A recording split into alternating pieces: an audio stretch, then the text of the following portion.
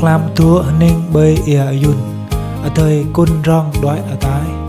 nghìn ray từ lối ngọt ninh hà chỗ dòng lạc thời bậc làm dân ý thầu mình ở thời dòng tua ninh là nào cưới hầm mất chi nghi dòng ninh cưới thời ngọt dòng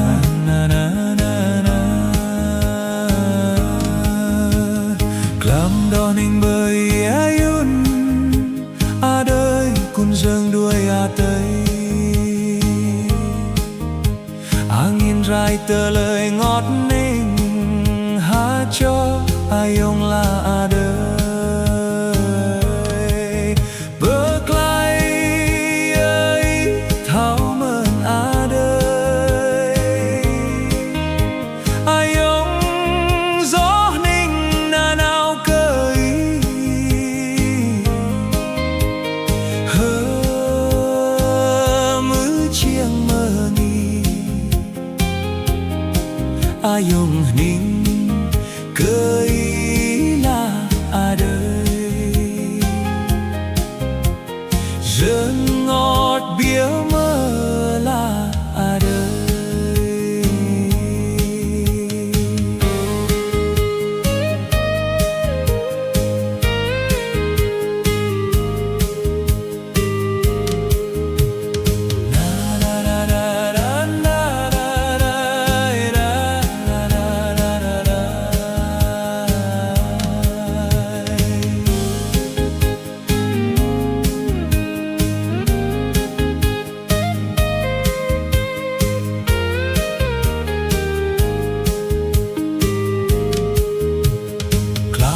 ninh bơi ia yun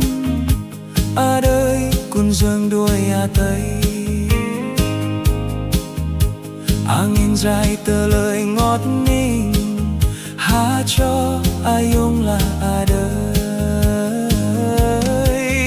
bờ Klaih ơi thảo mơn đời ai ông gió ninh na nào cười hơ mứ chiêng mơ nghi ai ông ninh cơ ý là đời dâng ngọt bia mơ là đời ai ông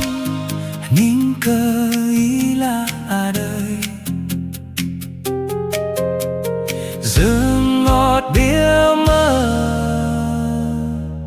là đời.